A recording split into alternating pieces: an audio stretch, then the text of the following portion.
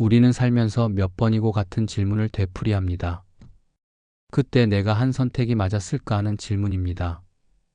그 질문은 대단한 철학책을 펼쳐야만 나오는 질문이 아니라 아주 평범한 저녁에 문득 찾아옵니다.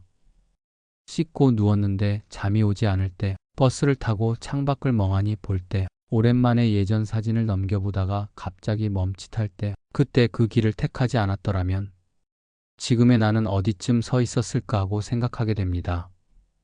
그리고 그 순간 우리의 마음은 조용히 흔들립니다. 선택이라는 것은 참 이상합니다.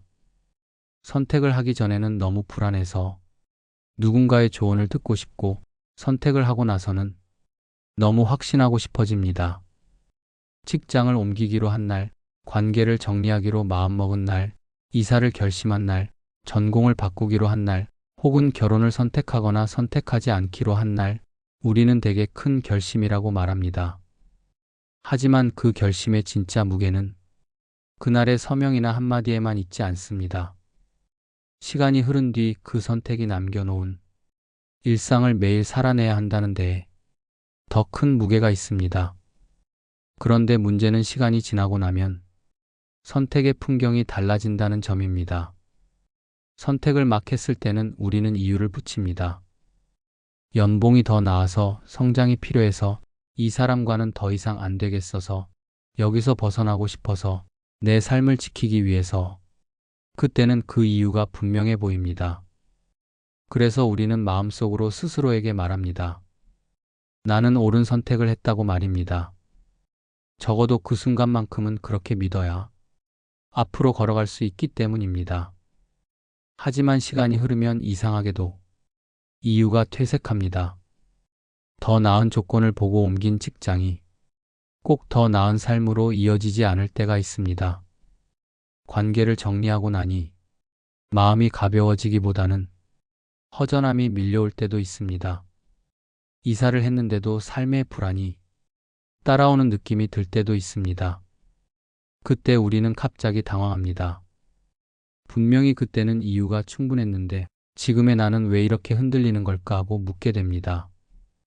그리고 이 흔들림이 마치 선택이 틀렸다는 증거처럼 느껴질 때가 있습니다. 여기서 사람들은 흔히 선택의 옳고 그름을 결과로 판단하려고 합니다. 일이 잘 풀리면 옳았다고 말하고, 일이 꼬이면 틀렸다고 말합니다. 그런데 삶은 시험지처럼 정답이 바로 나오지 않습니다. 오히려 삶은 늦게 채점되는 것들이 더 많습니다. 어떤 선택은 시간이 지나야 의미가 드러나고, 어떤 선택은 시간이 지나도 끝내 정답처럼 보이지 않습니다. 그래서 우리는 더 자주 불안해집니다. 내가 옳다고 믿었던 것들이 정말 옳았는지 확인하고 싶어지기 때문입니다. 그런데 한 번쯤 이런 생각도 해볼 수 있습니다.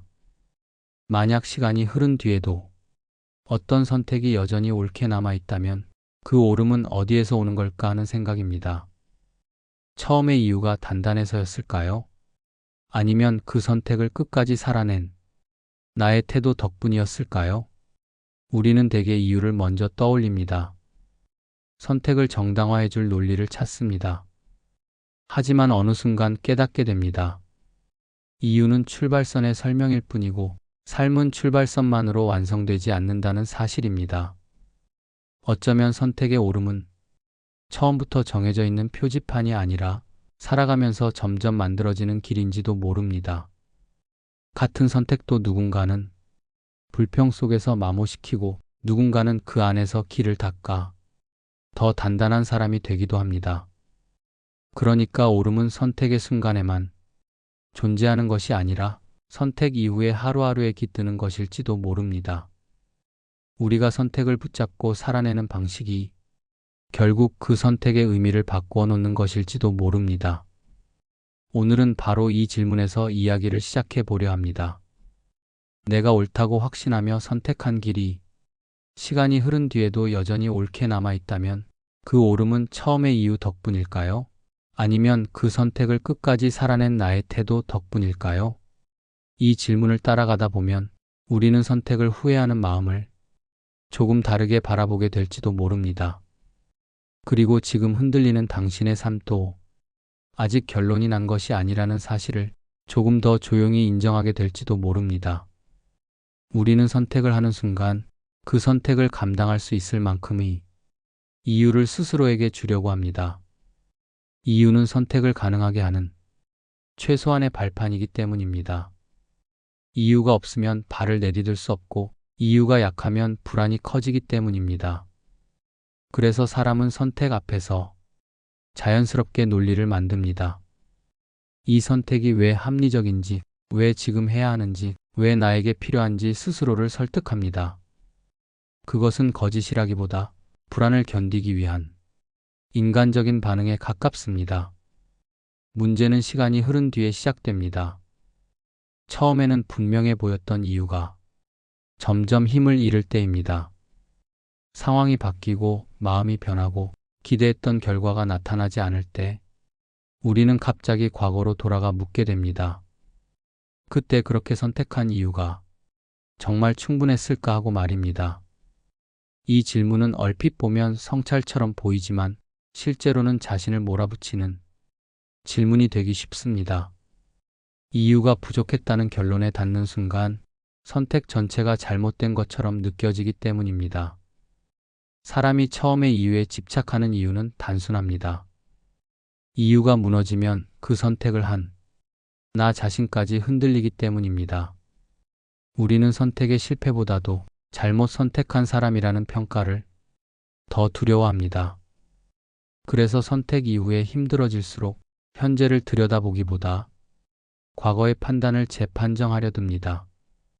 그때 나는 왜 그랬을까? 좀 더 신중했어야 하지 않았을까? 다른 선택지는 없었을까? 같은 질문들이 끊임없이 떠오릅니다. 하지만 이 질문들은 대개 답을 주지 않습니다. 오히려 자책만 키웁니다. 왜냐하면 과거의 선택은 언제나 지금의 시선으로 보면 불완전해 보이기 마련이기 때문입니다. 그 당시에 나는 지금의 정보를 갖고 있지 않았고 지금의 마음도 아니었기 때문입니다. 그럼에도 우리는 과거의 나에게 현재의 기준을 들이대며 판결을 내리려고 합니다. 그 순간 선택의 문제는 삶의 문제가 아니라 잘잘못의 문제가 되어버립니다. 그래서 그때 그렇게 선택한 이유가 충분했는가라는 질문은 종종 우리를 더 괴롭게 합니다. 이 질문은 선택을 이해하려는 질문이 아니라 선택을 신문하는 질문이 되기 쉽기 때문입니다. 그리고 이 신문은 대부분 무죄를 선고하지 않습니다. 이유는 언제나 부족해 보이고 선택은 언제나 미완처럼 느껴지기 때문입니다. 이렇게 우리는 이유에 집착할수록 지금의 삶을 살아낼 힘을 조금씩 잃어가게 됩니다. 시간이 지나면 우리는 한 가지 사실을 점점 또렷하게 마주하게 됩니다. 선택은 고정된 점이 아니라는 사실입니다. 선택은 지도 위에 찍힌 하나의 좌표처럼 그대로 남아있는 것이 아니라 시간이 흐르며 계속 모양을 바꿉니다. 같은 길을 선택했어도 그 길 위에서 무엇을 보고 어떻게 걷느냐에 따라 전혀 다른 풍경이 펼쳐집니다. 그래서 선택은 끝난 사건이 아니라 계속 진행 중인 이야기라고 말할 수 있습니다. 처음 선택을 했을 때 우리는 보통 결과를 상상합니다. 이 선택을 하면 더 나아질 것이라는 기대, 덜 힘들어질 것이라는 믿음, 적어도 후회는 없을 것이라는 다짐을 품습니다. 그러나 삶은 그 기대를 그대로 따라오지 않습니다. 예상과 다른 일들이 벌어지고 생각하지 못한 감정들이 밀려옵니다. 그때 우리는 혼란스러워집니다. 선택이 틀린 것 같다는 느낌이 들기 때문입니다. 하지만 이 지점에서 한 가지를 놓치기 쉽습니다. 흔들림이 곧 오류는 아니라는 점입니다.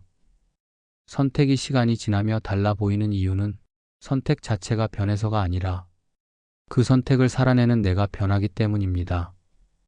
같은 선택도 어떤 사람에게는 상처가 되고 어떤 사람에게는 단단해지는 계기가 됩니다.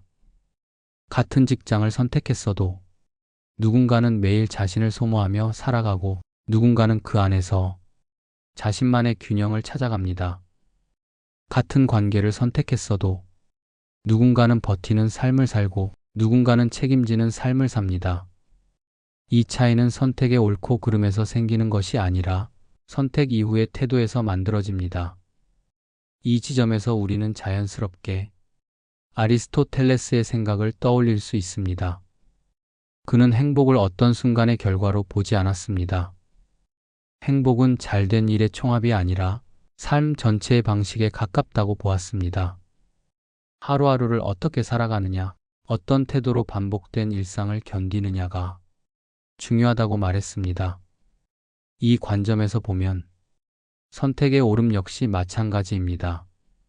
옳음은 선택 순간에 결정되는 것이 아니라 그 선택을 어떤 삶의 방식으로 이어가느냐에 따라 만들어집니다. 우리는 종종 선택을 재판하려고 합니다. 이 선택은 옳았는지 틀렸는지 성공인지 실패인지 판결을 내리려 합니다. 하지만 삶의 선택은 판결문으로 정리되지 않습니다. 오히려 선택은 시간이 지나며 서서히 해석됩니다. 오늘은 실패처럼 보이던 선택이 몇 년 뒤에는 삶의 방향을 바꿔놓은 전환점으로 남기도 하고, 그때는 성공이라 믿었던 선택이 나중에는 나를 비좁게 가둔 선택으로 느껴지기도 합니다.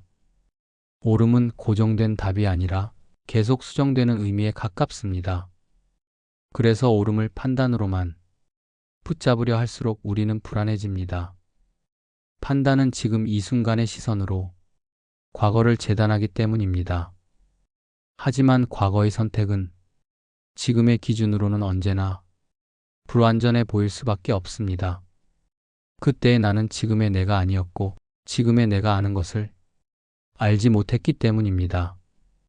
그럼에도 우리는 선택을 멈춰 세워두고 그 자리에 옳다 혹은 틀리다라는 딱지를 붙이려 합니다.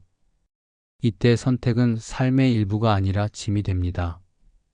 조금 시선을 바꿔보면 선택의 옳음은 판단의 문제가 아니라 과정의 문제일지도 모릅니다.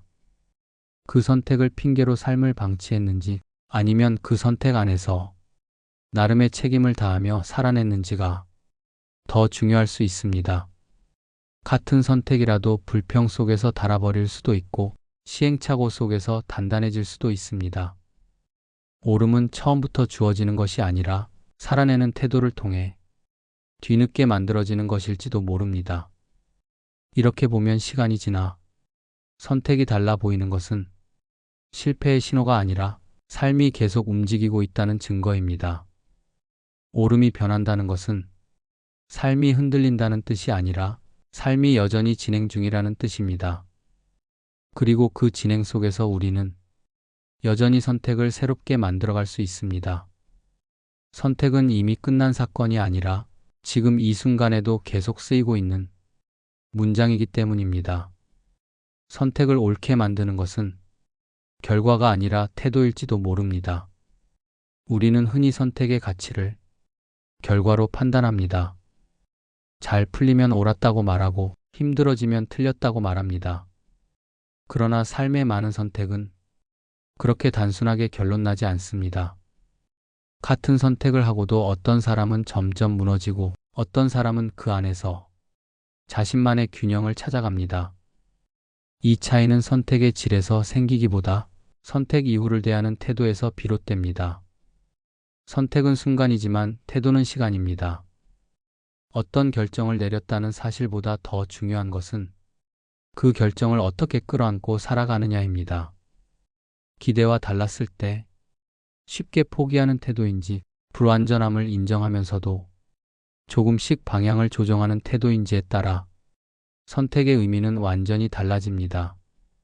같은 길 위에서도 어떤 이는 이건 내 선택이 아니었어 라고 말하며 책임을 바깥으로 밀어내고 어떤 이는 이건 내가 선택한 길이야 라고 말하며 삶의 중심을 다시 붙잡습니다.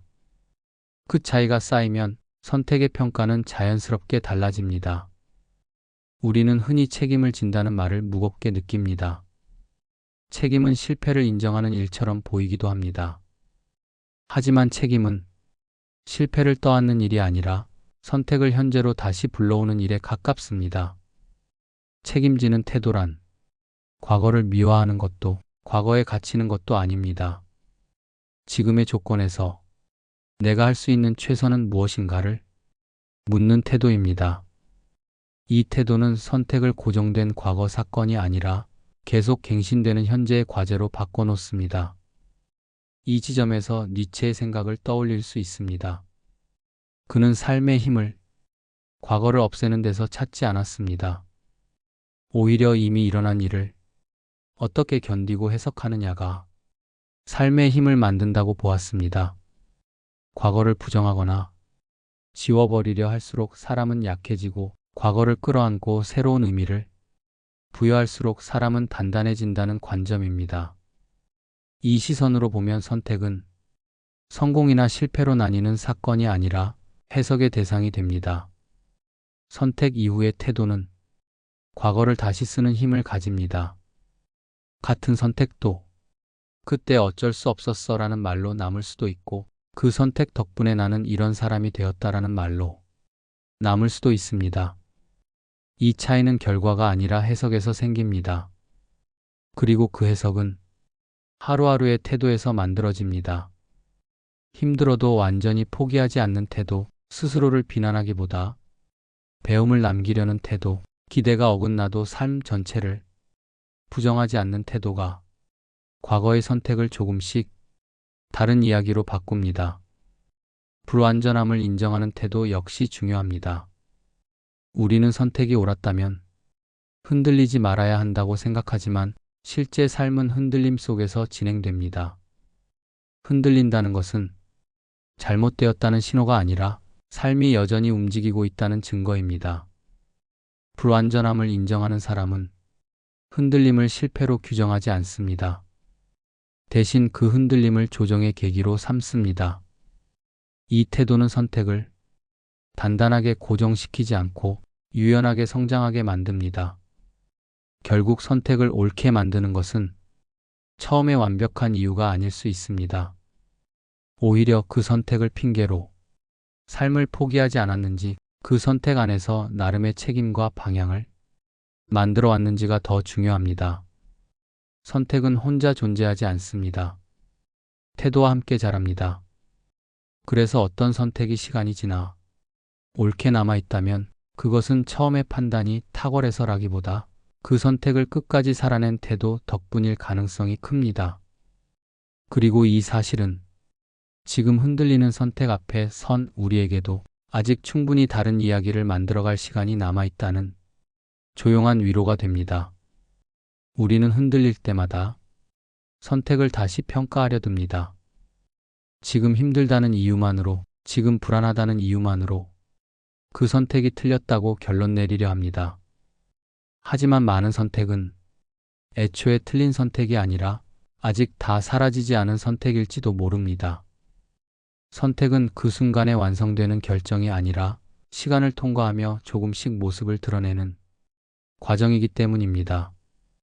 삶에서 중요한 선택일수록 즉각적인 결론을 내리기 어렵습니다. 직장을 옮긴 선택, 관계를 이어가거나 끝낸 선택, 새로운 길로 방향을 튼 선택들은 대부분 긴 시간을 요구합니다. 그런데 우리는 그 긴 시간을 견디는 데 익숙하지 않습니다. 그래서 중간에 흔들리면 선택 자체를 의심합니다. 이 선택이 잘못된 게 아닐까? 애초에 다른 길을 갔어야 했던 건 아닐까 하고 말입니다. 하지만 중간의 흔들림은 실패의 증거라기보다 아직 결론이 나지 않았다는 신호에 가깝습니다. 생각해보면 우리는 인생에서 완전히 끝난 선택보다 진행 중인 선택을 훨씬 더 많이 안고 살아갑니다. 그 선택들은 아직 의미가 정리되지 않았고 평가도 유보된 상태입니다. 그럼에도 우리는 조급하게 결론을 원합니다.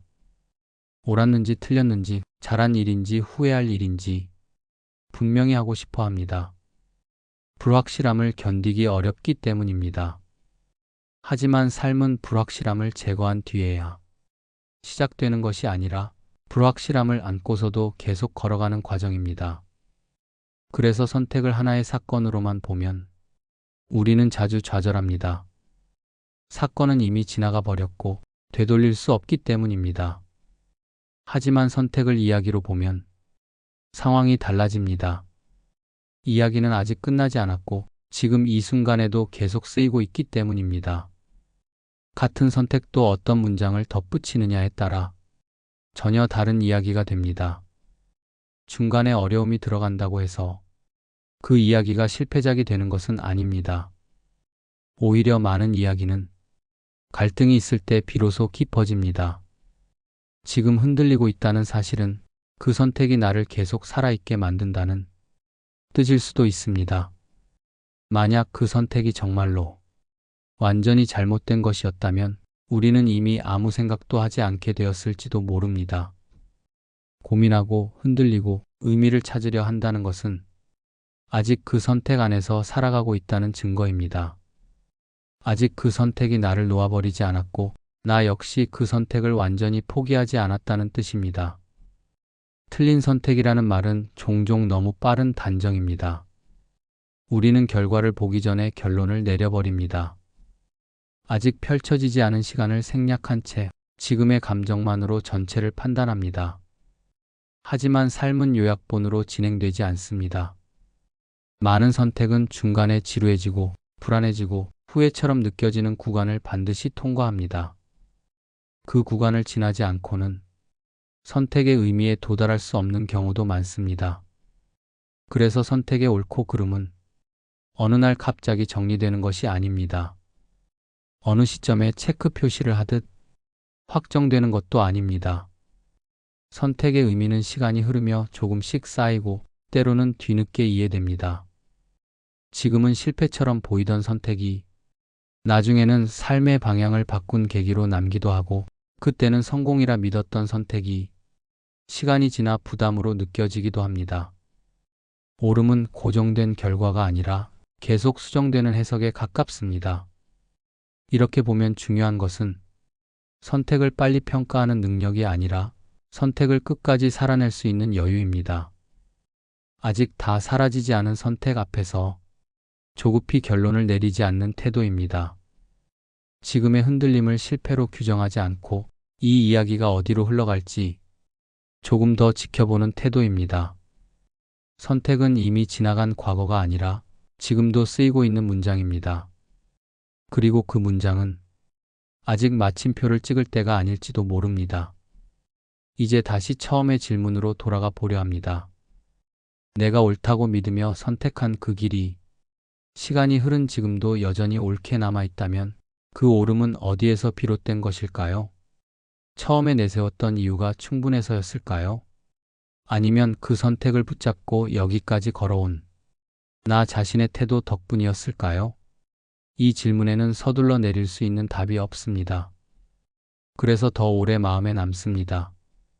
어쩌면 우리는 그동안 선택의 이유를 너무 중요하게 붙들고 있었는지도 모릅니다. 이유는 선택을 시작하게 해주었지만 그 이후의 시간을 대신 살아주지는 않았기 때문입니다. 이유는 출발선에 있었고 삶은 그 이후의 길 위에서 펼쳐졌습니다. 그 길을 걸으며 넘어지고 멈추고 다시 방향을 고쳐 잡은 것은 이유가 아니라 바로 나의 태도였습니다. 당신의 선택을 옳게 만든 것은 무엇이었는지 조용히 스스로에게 물어볼 수 있습니다. 완벽한 판단이었는지, 치밀한 계산이었는지, 남들보다 앞선 통찰이었는지 묻지 않아도 괜찮습니다. 대신 이렇게 물어볼 수 있습니다. 그 선택 앞에서 나는 도망치지 않았는지, 실망스러운 순간에도 삶을 완전히 놓아버리지는 않았는지, 흔들리면서도 다시 나 자신으로 돌아오려 했는지를 말입니다. 혹시 지금 당신의 선택이 여전히 불안하고 아직 옳다고 말하기 어렵게 느껴진다면 그건 역시 잘못된 신호는 아닙니다. 아직 다 사라지지 않았다는 뜻일 수 있기 때문입니다. 선택의 옳음은 종종 나중에야 모습을 드러냅니다. 그리고 그때 우리는 깨닫게 됩니다. 옳음은 처음부터 완성된 상태로 존재했던 것이 아니라 내가 살아낸 시간만큼 천천히 만들어졌다는 사실을 말입니다. 그래서 오늘은 답을 남기지 않으려 합니다. 대신 하나의 가능성만 조심스럽게 열어두려 합니다. 당신의 선택을 옳게 만든 것은 그때의 이유가 아니라 그 이후의 태도였을지도 모른다는 가능성입니다.